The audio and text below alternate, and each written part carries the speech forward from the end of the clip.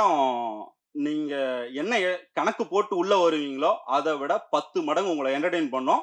இதுக்கு நானும் பொறுப்பு,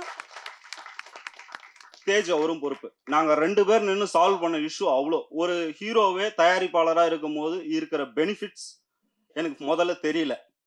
நானே பேசிருவேன் அவர்ட்ட. அவங்க அப்பாட்டே போமாட்டோம். நானும் அவருமே சார்ட் அவுட் பண்ண விஷயம் எவ்வளவோ இருக்கு. மாஞ்சிப்போம்.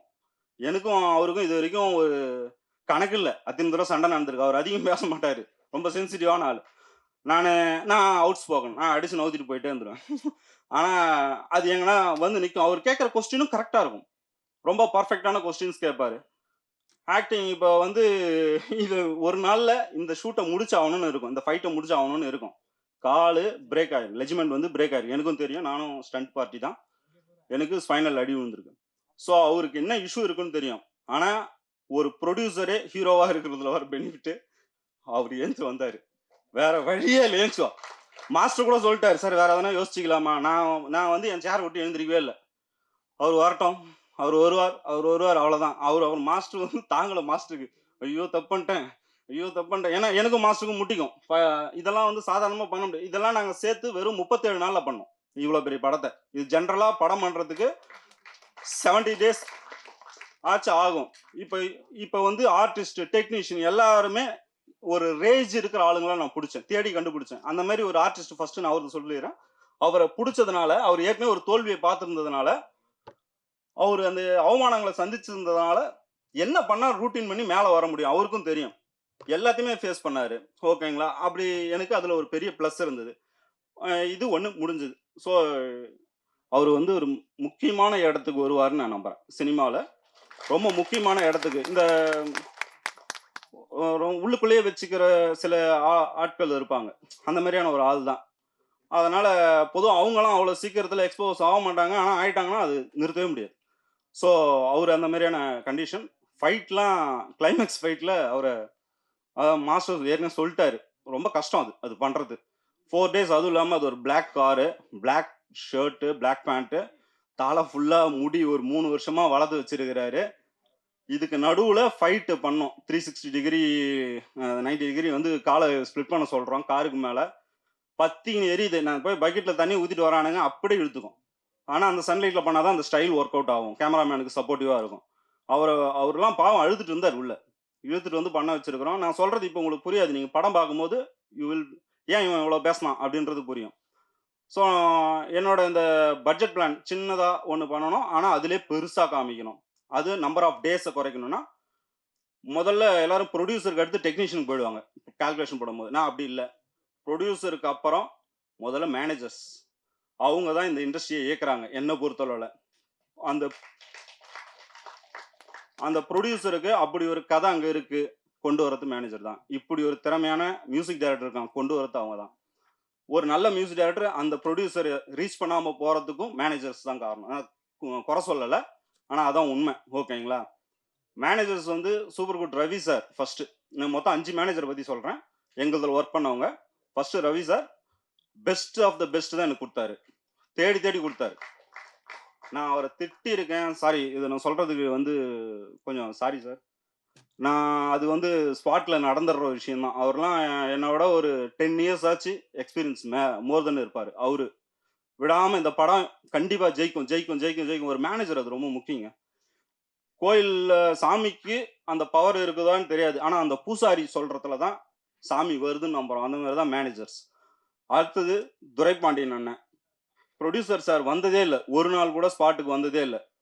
அது வராத அளவுக்கு பார்த்துக்கிட்டது துரைபாண்டியன் அண்ணன் தான். நெறைய இடத்துல இப்ப நான் லொகேஷன் கேட்பேன். ஒரு பெரிய படத்துல அது சாத்தியங்க. நீங்க பார்க்குற இந்த அருவியோ, ஏதோ ஒண்ணு வந்து சாத்தியம். ஒரு காட்டுக்குள்ள ஷூட்டு அது மாரி. ஆனா ஒரு சின்ன படத்துக்கு வரும்போது, பணத்த தாண்டி அவங்க வந்து இன்ஃப்ளூயன்ஸ் பாயணும். 2வது தொடர்ந்து முட்டு குடுக்கணும். அது வந்து சினிமால இருக்கிறவங்களுக்கு தான் தெரியும். தொடர்ந்து அடிக்கணும். கால் பண்ணணும். அவர்லாம் நிறுத்துனதே இல்ல. அவருக்கு பெரிய தேங்க்ஸ் துரைபாண்டியன் அண்ணனுக்கு.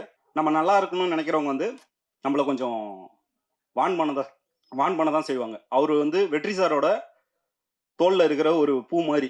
ஓகேங்களா? அது நம்மள வந்து வீழ்த்தாதுன்னு தெரியும். ஆனா அந்த நேரத்துல அவர் தொடும்போது ரொம்ப சிரமமா இருக்கும். நம்ம ஒரு ஆங்கிள்ல ஒரு ஐடியால பண்ணிட்டு வந்திருப்போம். அவரு வேற ஒண்ணு சொல்லுவாரு. நம்மளுக்கு ரொம்ப இப்படியே போயிட்டு இருந்துச்சு. அப்பதான் ஜிபி வெங்கட்னு ஒரு சாரை கூட்டு வந்து விட்டாரு. இவர் கரெக்டா இருப்பாரு உங்களுக்கு அப்படின்னு சொல்லிட்டு. அண்ணன் அவரோட எக்ஸ்பீரியன்ஸு, சாரோட கைடன்ஸு ரொம்ப நல்லா பண்ணி குடுத்தாங்க. உண்மையாலுமே ஒரு நம்ப ஒரு கடையில போயிட்டு நம்பி, இந்த கடையில வாங்குனா பொருள் நல்லா இருக்கும்னு நம்பி போவோம்.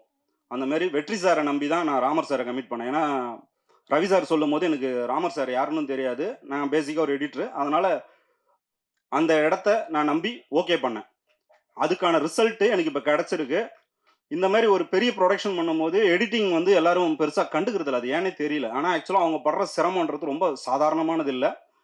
ராமர் சாருக்கும், அவரு டீமுக்கும், ஸ்பெசிஃபிக்கா வெங்கட் சாருக்கும் நான் என்னோட தேங்க்ஸ் சொல்லிக்கிறேன். இந்த இடத்துல டிஓபியோட ஃப்ரெண்டு பிரவீன் ஒருத்தரு. அவரும் ஒரு டைரக்டர் தான். Director come DOP. அவருக்கும் தேங்க்ஸ் சொல்லிக்கிறேன். மேக்ஸிமம் எங்களுக்கு வந்து செகண்ட் கேம் பிளான் வச்சிருந்தேன். அது எல்லாத்தையுமே பார்த்துக்கிட்டது அவரு தான். அவரோட இதுதான். எனக்கு அவருக்கும் நன்றி சொல்லிக்கிறேன். தமிழ் நேரடி திரைப்படம் அமரம் திரைப்படம் இதுல வந்து நான் வந்து கான்ட்ரிபியூட் பண்ணியிருக்கேங்கிறது ரொம்ப சந்தோஷம்.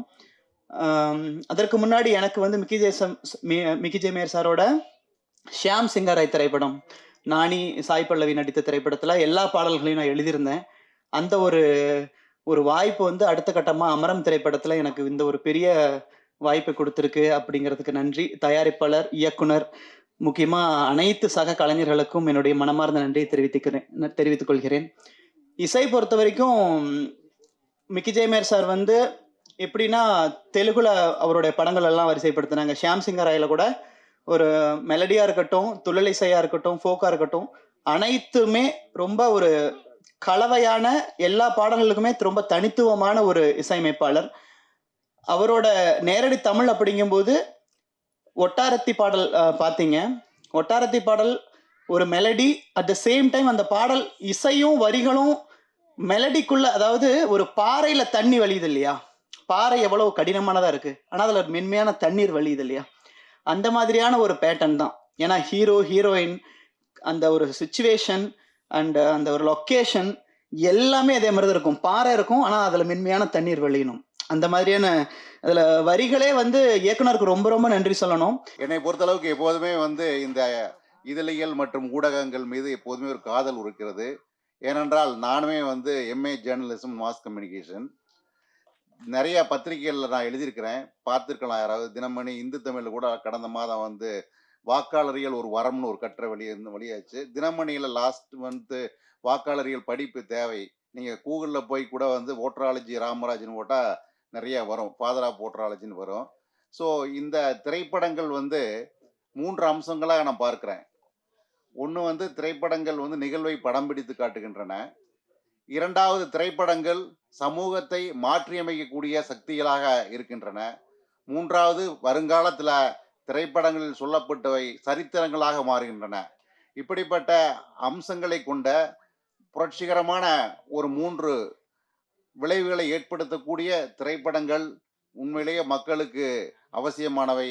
அதிலும் இந்த படத்துல சில நிகழ்வுகளை பார்த்தபோது படம் வந்து சிறப்பாக செய்திருக்கிறார்கள் என்று கருதுகிறது.